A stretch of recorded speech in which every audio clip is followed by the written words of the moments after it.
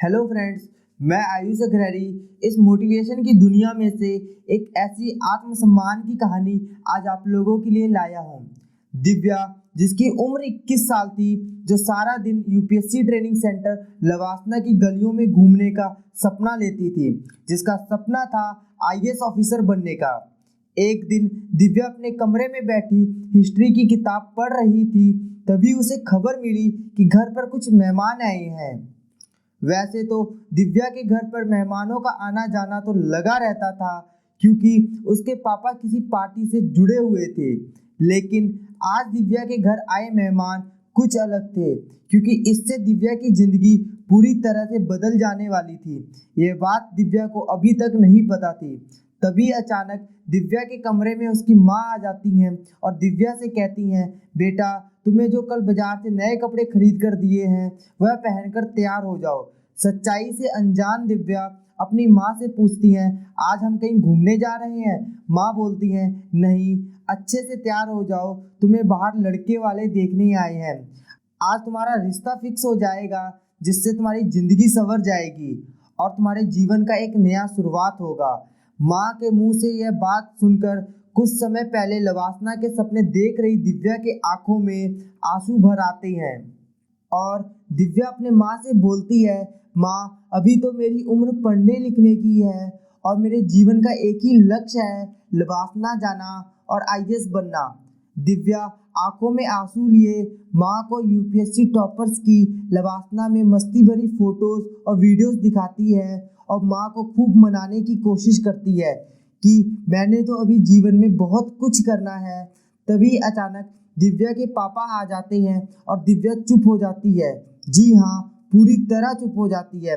तभी दिव्या के पापा बोलते हैं, यह अभी तक तैयार नहीं हुई और दुबे जी कब से बाहर इंतजार कर रहे हैं, इसे जल्दी तैयार करो, मुहूर्त निकला जा रहा है। दरअसल दुबे जी की फैमिली, जिससे दिव्या की शादी फिक्स होने जा रही थी, जो बड़े धार्मिक किस्म के थे और बहू का घर से बाहर निकलना पाप समझते थे। अब कुछ समय में ही दिव्या का आईएएस बनने का सपना उस कमरे में ही कैद होने वाला था। दिव्या को दुबे जी के परिवार वालों ने पसंद कर लिया और दिव्या कुछ ना बोल पाई। दरअसल दिव्या जो यूपीएससी की तैयारी घर से ही कर रही थी, उसके सपनों की हत्या की तैयारी जोरों से की जा रही थी। उसके एंगेजमेंट की डेट भी फिक्स हो गई। डेट भी ऐसे दिन फिक्स हुई जैसे मानो भगवान भी दिव्या की परीक्षा ले रहे हों, क्योंकि जिस दिन दिव्या के एंगेजमेंट की तारीख फिक्स हुई थी, उसी दिन उसके यूपीएससी के एग्जाम प्रीलिम्स का भी डेट था। दिव्या अपने सपनों को पूरा करना चाहती थी। उसने अपने माता पिता को समझाने की खूब कोशिश की, पर वह ना माने। अब दिव्या के सामने दो ही विकल्प थे, एक तो शादी कर अपनी पूरी जिंदगी गुलाम बना दे, दूसरा उसी दिन प्रीलिम्स के पेपर देकर लवासना की दूरी को कम कर दे। अंततः वह दिन भी आ गया जिस दिन यूपीएससी का एग्जाम था और दिव्या का एंगेजमेंट भी था। आज दिव्या ने तय कर लिया कि लवासना उसकी मंजिल थी और रहेगी। उसने दूसरा विकल्प चूज किया और सुबह ही एक खत छोड़कर वह घर से प्रीलिम्स की परीक्षा देने चली जाती है। इसमें दिव्या की सहायता उसकी मासी करती हैं। उन्हें पूरा भरोसा था कि दिव्या यूपीएससी क्रैक जरूर कर लेगी अगर उसे एक मौका मिले। जब घर पर सबको पता चल गया कि दिव्या कहीं चली गई है, तो सब बहुत गुस्सा होते हैं। कहीं से यह बात दुबे जी के घर वालों तक भी पहुंच जाती है। वह इसका अलग मतलब निकाल रिश्ते से मना कर देते हैं। अब दिव्या हर किसी से खरी खोटी सुनती है और पापा ने तो उसको बहुत कुछ सुना डाला, जिसके बाद दिव्या रोती रोती अपने कमरे में चली जाती है। 1.5 महीने बाद यूपीएससी प्रीलिम का रिजल्ट आ जाता है और इस परीक्षा में दिव्या पास हो जाती है, पर उसने यह खुशखबरी सिर्फ अपनी मासी को ही बताती है। अब बारी थी यूपीएससी मेंस परीक्षा की, लेकिन मेंस परीक्षा के लिए भी दिव्या को बहुत कुछ कठिनाइयों का सामना करना बाकी था। फिर से दिव्या के रिश्ते की बात कहीं और चलाई जाती है। दिव्या ने भी ठान लिया था, शादी तो अब उसने लवासना जाने के बाद ही करना है। कुछ महीने बाद फिर से एक लड़के वाले दिव्या को देखने आते हैं।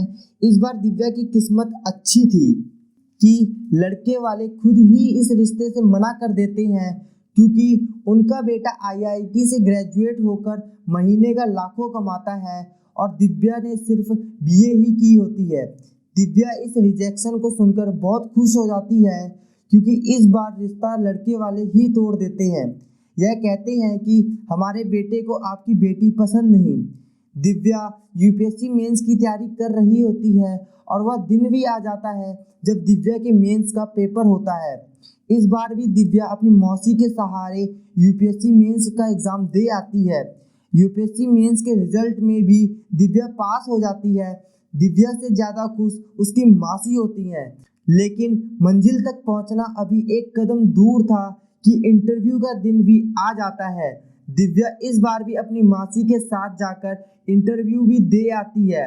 अब दिव्या को बहुत बेसब्री से सिर्फ फाइनल रिजल्ट का इंतजार था। न्यूज़पेपर में पहले से ही आ गया था कि आज यूपीएससी का फाइनल रिजल्ट निकलेगा। दिव्या अपने सपनों को समेट के बेचैन हो रही थी और बार बार यूपीएससी के वेबसाइट को रिफ्रेश किए जा रही थी। तभी शाम के वक्त रिजल्ट का पीडीएफ वेबसाइट पे अपलोड कर दिया गया था। तब दिव्या पीडीएफ में अपना नाम और रोल नंबर ढूंढने लग जाती है। दिव्या की धड़कनें तेज हो गई थी क्योंकि अगर इस बार पीडीएफ में उसका नाम नहीं हुआ तो उसकी पूरी जिंदगी कैद होना तय था। तभी दिव्या को पीडीएफ में अपना नाम दिखा और वह अपना रोल नंबर भी मिलाने लग जाती है। दिव्या को मानो यकीन नहीं हो रहा था कि लवासना की गलियों में घूमने का उसका सपना पूरा होने जा रहा था। दिव्या की मासी ने जब यह खबर उसके पिता को बताई तो उसके पिता की आंखों में आंसू भर आए और वह अपने आप को माफ नहीं कर पा रहे थे। लेकिन आज दिव्या बहुत खुश थी क्योंकि उसे लवासना की मंजिल मिल गई थी। अब वह लवासना जाने की तैयारी में लग जाती है जहां उसके सपने उसका इंतजार कर रहे थे। अब दिव्या लवासना की गलियों में घूम चुकी होती है और एक जिले की जिला अधिकारी होती है। मैं आपसे कहता हूँ इस वीडियो को इतना शेयर कीजिए कि हर उस दिव्या के मोबाइल तक यह वीडियो पहुँचे जो किसी कारणवश अपने सपनों का त्याग कर चुकी है या करने वाली है। और अगर आपको ये वीडियो अच्छी लगी तो लाइक ज़रूर कर देना, इससे मुझे मोटिवेशन मिलती है। इस वीडियो के नीचे दिए गए लाल बटन को सब्सक्राइब करके आप हमसे जुड़ सकते हैं जिससे आने वाले वीडियो का नोटिफिकेशन आप तक पहुंच सके।